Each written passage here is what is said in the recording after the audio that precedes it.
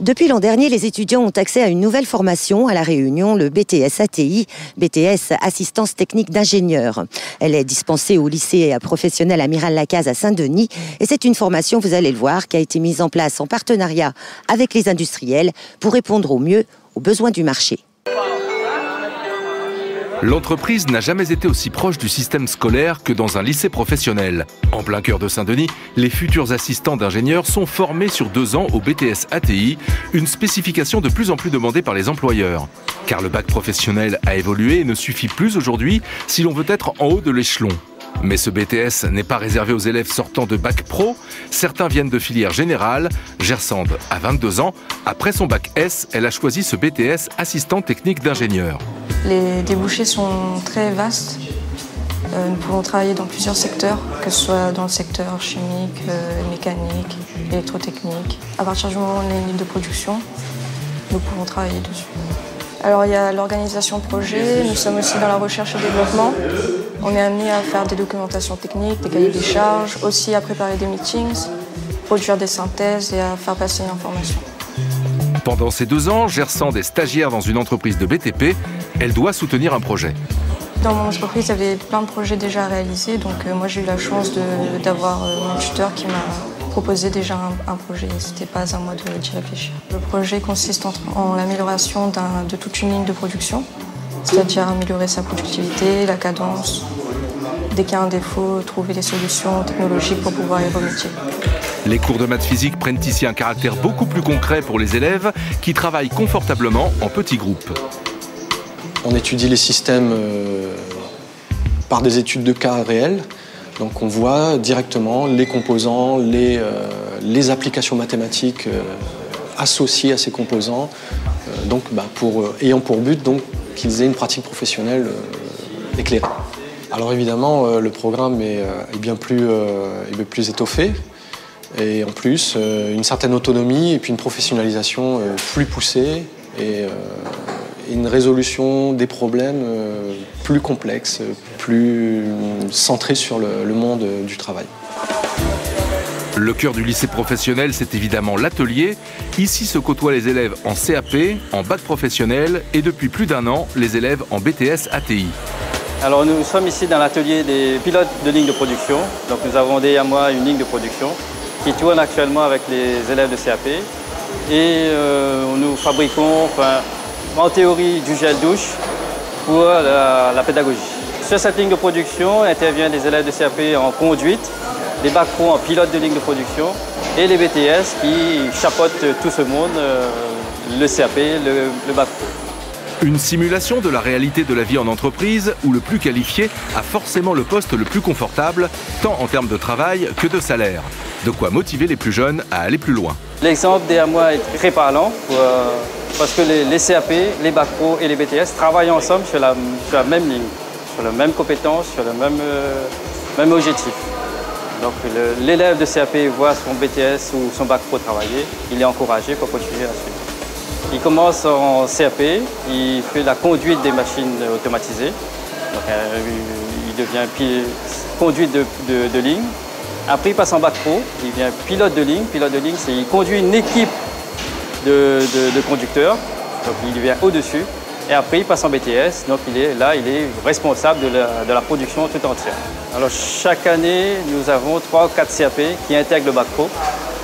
Et ces mêmes élèves de bac pro, là c'est assez récent quand même le BTS ici au lycée Amiral Lacaze, on postule sur 2 CAP qui ont intégré le bac pro pour intégrer le BTS. Quand Jordan obtient son bac pro, ce BTS n'est pas disponible dans le nord de l'île.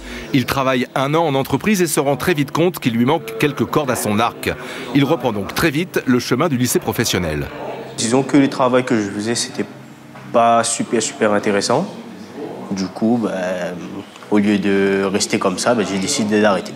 Et après, j'ai eu vent du lycée, que le lycée Amiral Lacaze avait ouvert une session BTS ATI. Et j'ai vu les matières, donc j'étais intéressé. Et donc c'est pour ça que j'ai voulu reprendre mes études et poursuivre sur un BTS. Un BTS qui responsabilise les élèves et les pousse à être créatifs en amenant un projet pouvant servir l'entreprise qui les accueille. Là, je travaille sur un dérouloir de papier. L'entreprise où je suis en stage, c'est Ils font les journaux en fait. Ils impriment les journaux. Et donc à un moment où il y a des grosses bobines de papier, et quand ça diminue, à un moment donné, les papiers, on ne peut plus les utiliser. Et donc au lieu de jeter comme ça à la benne, il faut recycler le papier, séparer le papier du carton. En fait, moi, mon projet consiste à créer ce dérouleur de papier pour que l'entreprise puisse faire ce recyclage du papier et du carton. Avec l'aide de la région et du rectorat, cette filière BTS ATI est ouverte en 2014 au sein du lycée professionnel Amiral Lacaze. 50 000 € de budget sont alloués spécialement, répartis entre l'achat de nouveaux matériels et le paiement des heures de cours. Un surcoût limité qui fait, entre autres, la fierté du corps enseignant de cet établissement dionysien.